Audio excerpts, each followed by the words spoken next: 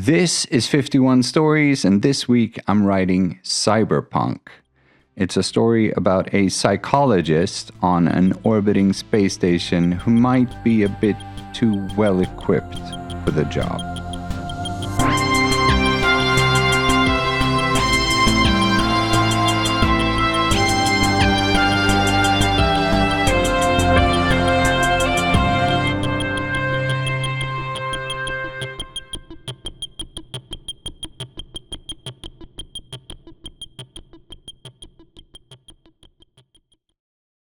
Welcome to 51 Stories, the channel where my name is Johan, share an original short story once a week, almost every week of the year.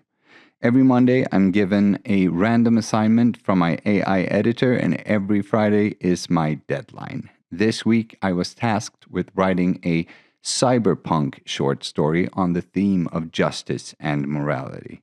It's supposed to be set on an orbiting space station and told from the narrative perspective of first-person-omniscient, which means that the main character has insight into what everyone else is thinking. To make this work, I played around and sort of invented a plot device that makes it a bit strange, but fun. And I hope that you will enjoy it as much as I did writing it. So if you're ready, here's this week's short story titled High Probability. I limit my cognitive bandwidth to a single band. The eggheads call it narrative congruence. My consciousness isn't used to handling more than one band. The experience of being me. I find that if I literally narrate, it's almost like being back to just existing in linear time again. I focus on walking down the dimly lit corridor of the station, breathing. It's been a month since I got the quantum implant. The first million seconds I spent in a meditative state as the AI scaffolding in my mind ran pattern recognition. I pass doors. I perceive the openings as doorways now. Just a few days ago, they were still just space lacking dense matter filled with endless points of possibilities. I abort that thought before this band runs off on another stream of calculations. Focus. I am Joshua, and I am aboard the ISS Demeter. My mission is to observe emergent phenomena in complex social settings under extraordinary exterior pressure. Or, as my old mind would have put it, find out who can't handle the pressure and kick them out. I guess I'm the egghead now. The walls used to be white. They're a dirty gray now after decades of people milling past and corporate cutting cleaning expenses. Lit up lines run parallel a foot above the gray floor. Blue leads to the bridge, red to the mess halls, yellow to the viewing decks, and so on. I pass a woman in blue overalls. I salute. Right now, I've got the minds of every person on the station running in the background. I know everything this woman, Corporal Crenshaw, is thinking based on probability models. I rely on the AI to sort that shit out and ignore the 7% probability that she'll sleep with me within 2 days if I smile. I have to stop to lean against the wall. The cognitive overload is worse in the morning before I get a handle on things. I have to remember that my ego is just an illusion. My old mind is handling my subconscious in a waking state. I'm trying to hold on to a personality while living in an endless dream of unlimited sensory data.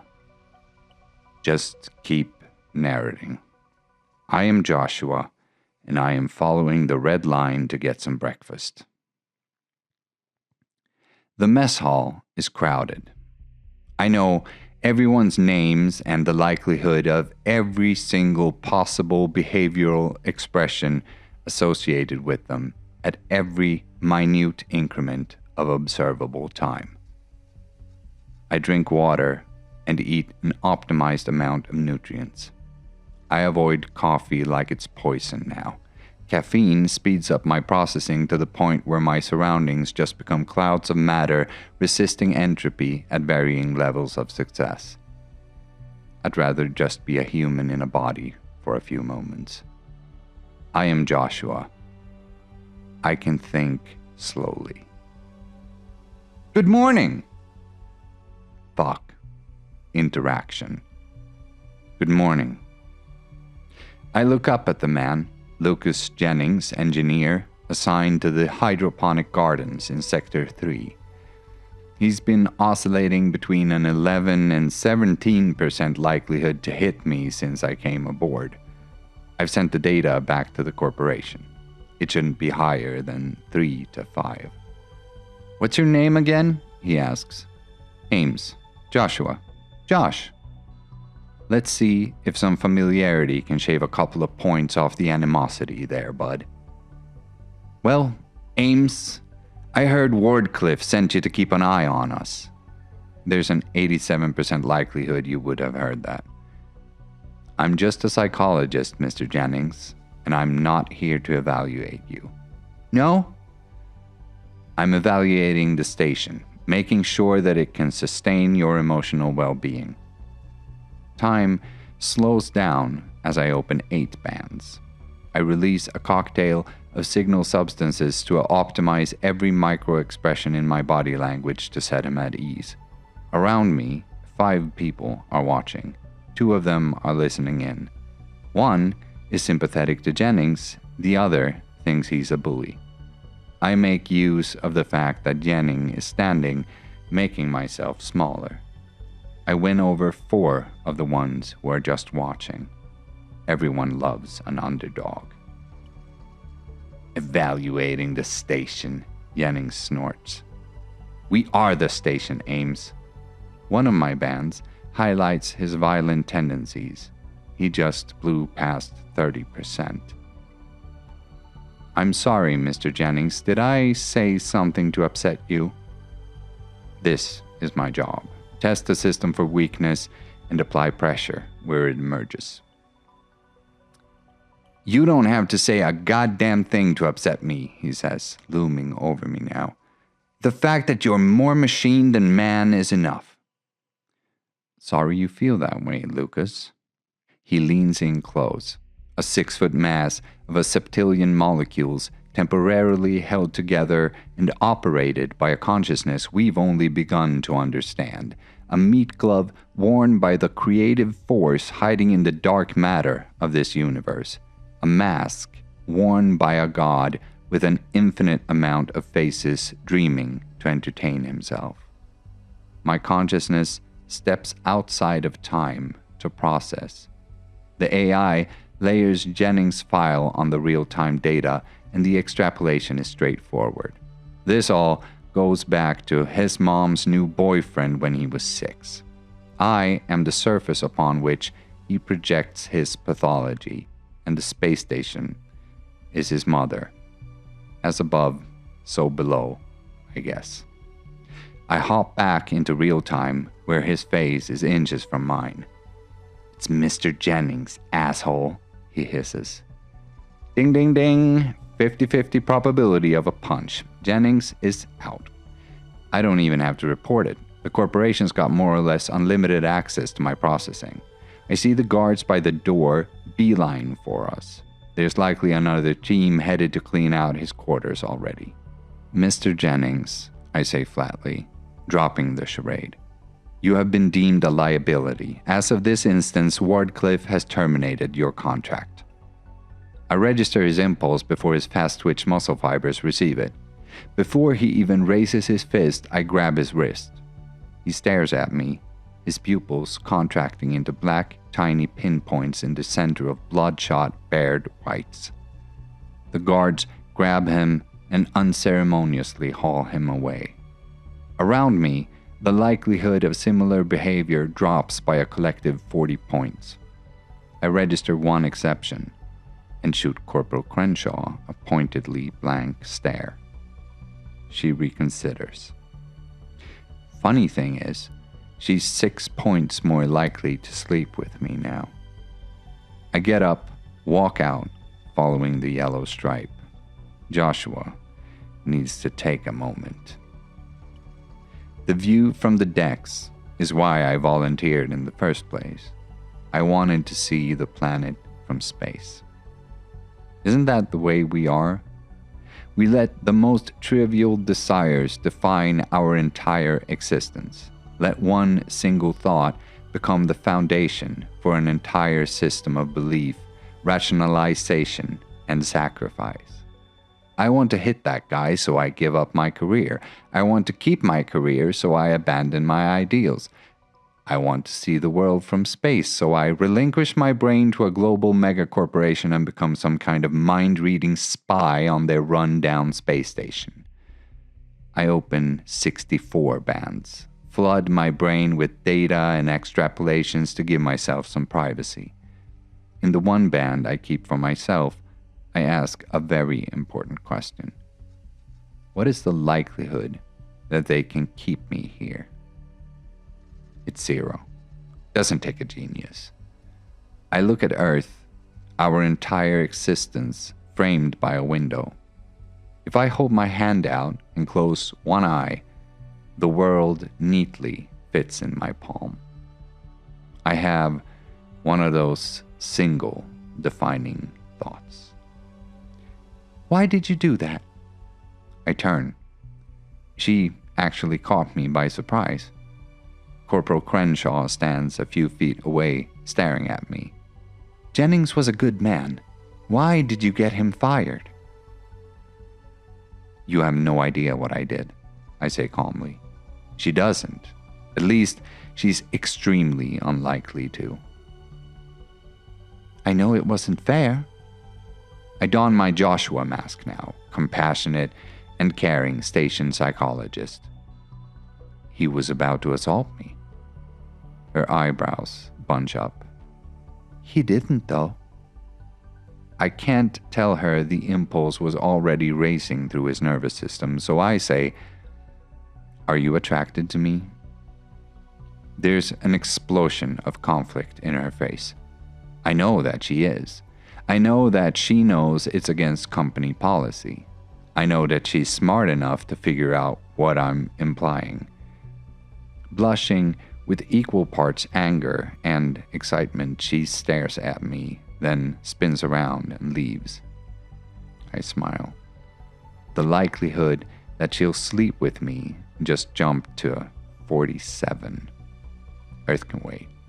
I bet I can get this entire station fired in 14 days.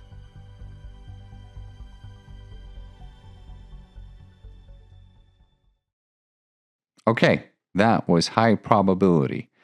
And even though it was supposed to be a cyberpunk story, which is a genre that I typically love, it's like Blade Runner is one of my favorite movies. And I thought about going there immediately when I read the genre in the assignment. But then when I got to that narrative perspective of first-person-omniscient, I immediately thought, okay, how can I explore that in a way that makes it make sense? And it would be so easy to just give him like a mind-reading chip straight up.